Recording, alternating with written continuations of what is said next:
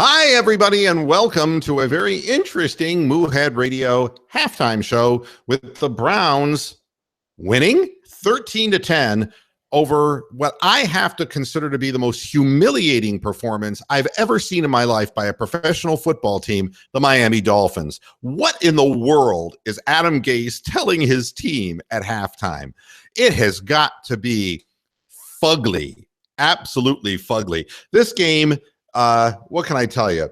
The Browns have 176 yards of total yardage in the first half to 172 for the Dolphins. But the thing that's really interesting is that in the rushing game, we have 81 yards rushing. How in the world is Ndamukong Suh and the Miami defensive front allowing the Cleveland Browns to run through them? There are so many questions I have, I can't begin to tell you. What can you say about a team whose best wide receiver on the field looks way calmer and better at quarterback than the guy who's playing? You know, I wanted to make this whole game not a referendum on the coaching staff or the front office, but just accepting it for what it is. We're an undermanned football team going up against a team that's got better players. But it sure didn't look that way in the first half. In the first half, it looks like a bunch of Miami underachievers playing in a $500 million stadium in front of a bunch of swanky fans who have to have shade in order to watch the game. So they put a nice little roof over their head. And that's what we wind up with. We wind up with a bunch of pampered fans who are sitting on their hands and a Miami Dolphins team that is just not inspired in any way, shape, or form. Believe me, they will be in the second half, because they're going to take a long look at what the Browns are doing defensively, and they're going to attack, certain coverages. Because honestly, the Browns don't have much personnel on the field. Next, Cody Kessler. Cody Kessler's not ready to play in the NFL, and I would go as far as saying that Cody Kessler will never be able to play in the NFL because he just does not have quick feet, a quick mind, or a good arm. I don't get this, folks. I thought I was done watching Charlie Fry all those years ago. I mean, this is like a fucking bad acid trip coming back on me. Slow of foot, not a quick decision maker, and a weak arm. You saw the long pass that he threw downfield where they roughed him. The ball just fluttered. There's no way you can throw a ball up in the air like that. You see the duck that he threw when Pryor was wide open going over the middle at the end of the second half, and instead he thought he was going on the out pattern, and he threw this wobbling duck. I mean, did you see the pass that he completed over the middle to Terrell Pryor? It was a wobbling duck. He does not have a tight spiral. He does not have a good arm. I don't know how in the hell you move forward with this particular guy as the quarterback. Hi to the chat room, to General Dog, KJQ, Papa Burl, how you doing? Arbus, Jeff and Bama, my man, Wable, Mugambi, Kahuna Bone is back, and of course, Wiley Fox. And Big Lurker UK, trust me, right, General Dog? Trust me. I'll tell you something. That was the worst start of any quarterback I've ever seen in my life. It's scary, isn't it? The guy was not ready to play. And you know how many times I've heard from Cleveland Browns young quarterbacks, I've been studying hard, working hard. I'm ready for this moment. I'm really ready for this moment. It's like, no, you're not. You have no idea what it is playing against guys like Ndamukong Suh who are trying to cripple you. You have no idea. I played the pro set at USC, but you weren't on the field with pro players. It's a different game when it's played at a different speed. And I'd like to tell you that there's hope for Cody Kessler. He can't make the requisite throws. And you know something? Carson Wentz didn't look like this in his first game. He didn't look like fumbling snaps and overmatched and panic-stricken happy feet. He didn't look like that. And we put some solid hits on Carson Wentz after the beginning of that football game, and he stood in the pocket, he took his hits, and he delivered the ball. This guy is frail of body. You look at him; he doesn't look like he's worked out a day in his life. Cody Kessler. I'm just not impressed at all. For the Cleveland Browns, yards per pass at 6.8 yards to 6.6 yards by Tannehill, who's kept them. Tannehill's been our second best player on the field, third best player next to Crowell and Terrell Pryor. Tannehill's been our best guy, throwing 2 picks. And we could have had another field goal if Parkey had not missed the 41-yard field goal when we were given gift field position. This should be a 16-10 game. It is a waste of a third-round pick, Wiley. And it makes you wonder who calls these shots. I have no idea.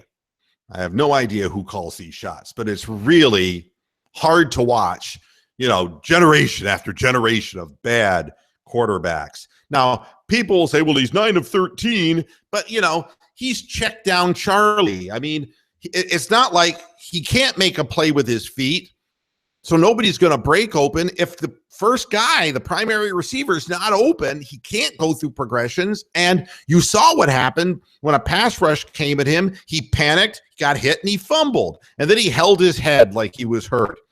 I held my head like I was hurt. Unreal.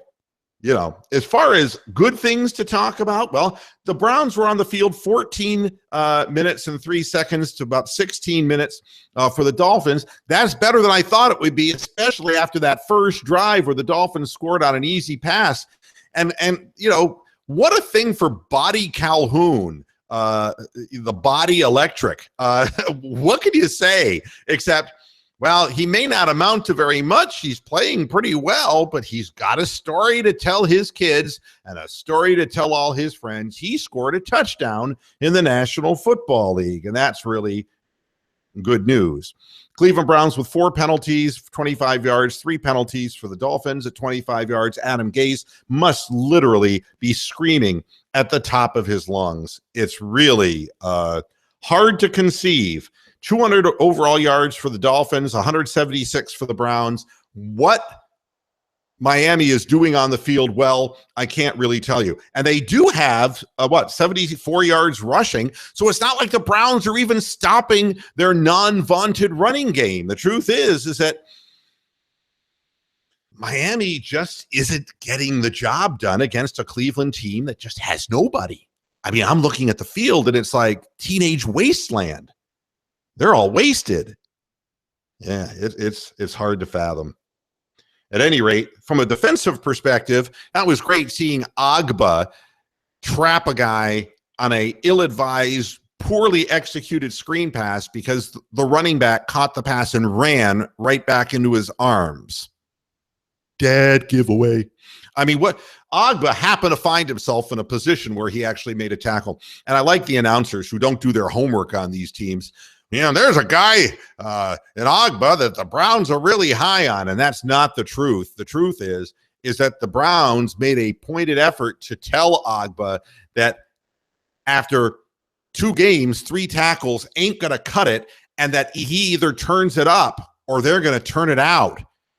That's what they told Agba. And, who am I seeing making plays? Well, the plays that are run up the middle, I suppose Danny Shelton has made some good push. There have been too many opportunities for their running backs to kind of get outside. That's not something you want to see. But, all of our defensive backs, our safeties are hurt. And that doesn't help us in a meaningful way in stopping, especially runs that go to the outside.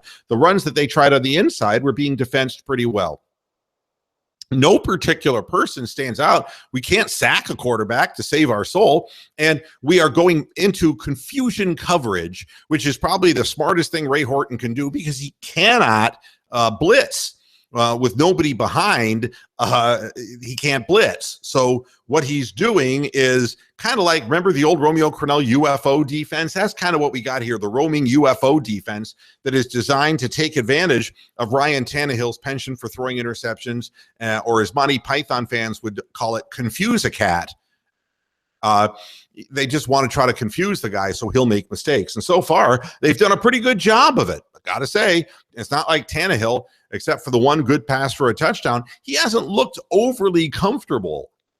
What to expect in the second half of this game? I have no idea. I have no damn idea. The Browns scored 13 points. I thought they were going to score 3 the whole game. So they've done far better than what I thought they were going to do, but they're not going to score 13 points in the second half because they're going to take a look at what we're doing. And what they were doing earlier in the game was blowing everything up by blitzing. If the Browns can continue to run the football, we at least have a chance to put Kessler into a few play action pass situations where he has time to find his primary receiver. Because earlier in the game, they were just bringing wholesale blitzes, and even on the delayed handoffs, they were getting smacked 3 yards behind the line of scrimmage, and that's not something that is a good thing. What I expect to see is they're going to be covering Terrell Pryor, saying somebody else has to beat us, because right now I've seen not a hair from Ricardo Lewis. I've seen nothing at all from Rashard Higgins. I've seen nothing. I saw Andrew Hawkins catch a pass.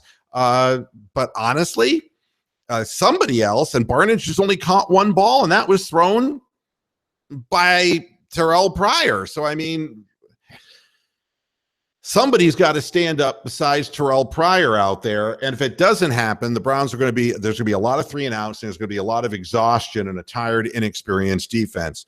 So the Browns really need to use Isaiah Crowell and Duke Johnson, and they need to pound away at these people and hope that through pounding and pounding and pounding, they can have enough time of possession to buy the rookie quarterback a few opportunities to make 15-yard passes over the middle of the field.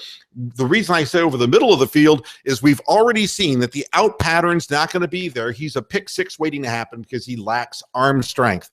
And you've got to be able to make those throws to make it. They're going to shrink the field. They're going to take the middle of the field away from him and dare him to throw to the outside. The only way the ball gets there quickly enough is over the middle of the field. I've seen this before. Saw it with Colt McCoy. I've seen it with Charlie Fry. I've seen it with a bunch of Browns quarterbacks who have a lack of arm strength. They're lining up on the field and getting ready to play the second half. Join me in watching, and I'll be with you after the game for the Moohead Radio post-game show to find out where all of this ends up. Thanks a lot for tuning in. I appreciate your support, and we'll see you after the game. Take care now, and go Browns. Bye-bye.